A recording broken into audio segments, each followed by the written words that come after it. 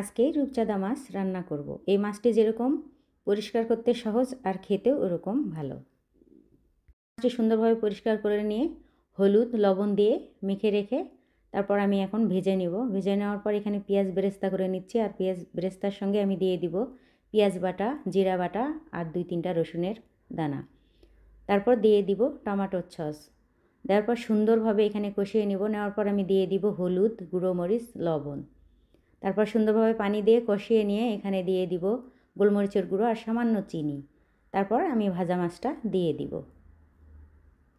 ভাজা মাছটা দেওয়ার পর 2-3 মিনিট নাড়াচাড়া করে নিব এপিট ওপিট করে। তারপর দিয়ে দিব গরম পানি। গরম পানি দেওয়ার পর সুন্দরভাবে রান্না করে নিব। আর দিয়ে দিব আস্ত গোটা কাঁচামরিচ। দেখেন আমার রান্না হয়ে গেছে, সুন্দর কালার আসছে আর খেতেও অনেক মজাদার।